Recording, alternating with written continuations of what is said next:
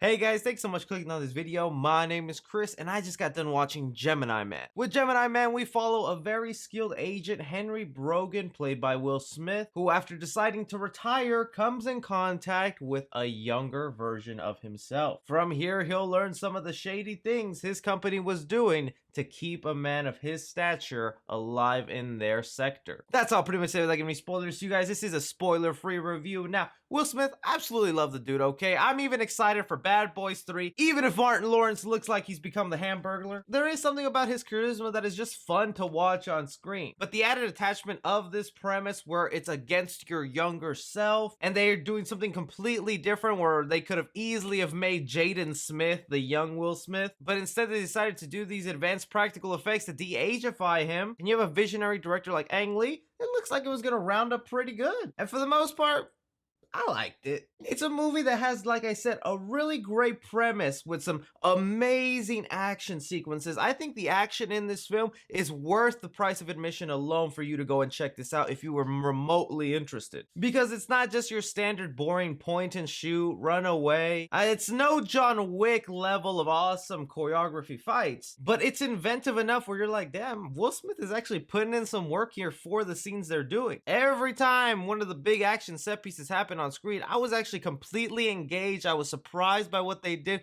The visuals, although not perfect, some obvious uses of CGI, and at moments certain characters, especially the de-ageified Will Smith, comes off feeling like a video game character, like you kind of are watching those cutscenes in a video game. It's something that your brain will make you get used to as the movie goes on, where it bothers you less and less. And touching more upon Will Smith, it's kind of weird to me to say that young Will Smith gave a better performance than actual non-de-ageified Will Smith. Older Will Smith in this movie feels a lot like, well, Will Smith in real life. He's got his dad joke sense of humor. He's got his charisma. I don't know. This is kind of one of those times, not to say Will Smith is phoning it in, but there just wasn't a lot of depth to that character. To me, one of the best performances he's given is like an I Am Legend, where he really did come off as a different character. And that's interesting to me because, like I said, young Will Smith gave a great performance in this movie, and that contradicts my statement because it's just Will Smith with some dots on his face, a camera attached to him. He looks actually really silly, so the fact that he was able to pull out an amazing performance with all that nonsense on his face really goes to show you. Most of the cast is great. You have Mary Elizabeth Winstead, who I absolutely adore. I can't wait to see her in Birds of Prey. And you have Benedict Wong showing up in this movie, who he's just mainly used for comedic purposes. I think if you're a fan of his character in the Marvel movies, you'll get a real kick out of him in here, but I think he was really only in there to say a wisecrack here and there. When it really comes down to it, the biggest flaw of this movie is that it has a great premise with some amazing action, great visuals, but it falls flat in bringing anything new to the table story-wise. Because other than the premise, the actual story of why it's going on and who the villain is, who is played by Clive Owen, unfortunately comes off like one of those stereotypical cartoony villains. I'm just a bad guy for being bad. Honestly, if it wasn't for the impressive visuals of young Will Smith and some of the nice creative action in this movie,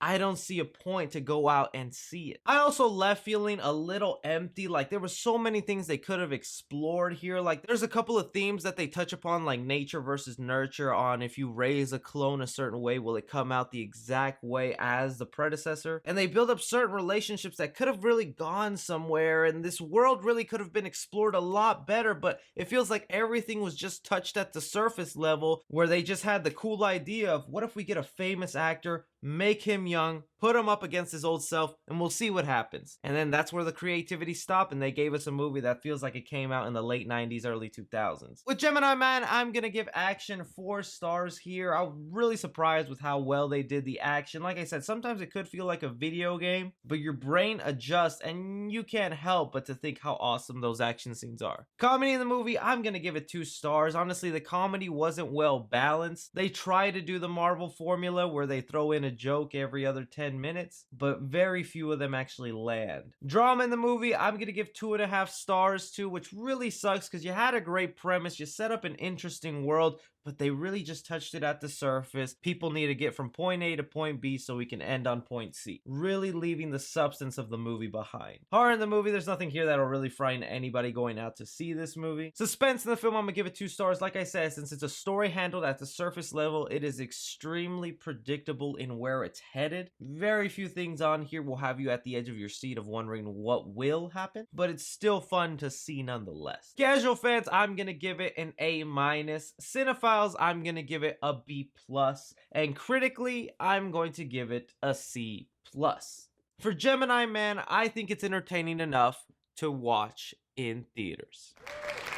But that is just my opinion on Gemini Man. I think the critics are really going to try and bash this movie, unfortunately, when I don't think it deserves that much hate. It did its job in being entertaining and telling me an interesting story for the time I was sitting in the theater. You just can't help and think of the potential of what this could have been if they spent a few more minutes trying to be creative and explore this world a little more. But let me know if you guys are going to go out and see Gemini Man. Be sure to like and subscribe. Follow me on Twitter at 3C Film Review. As always, I'm Chris. Take care.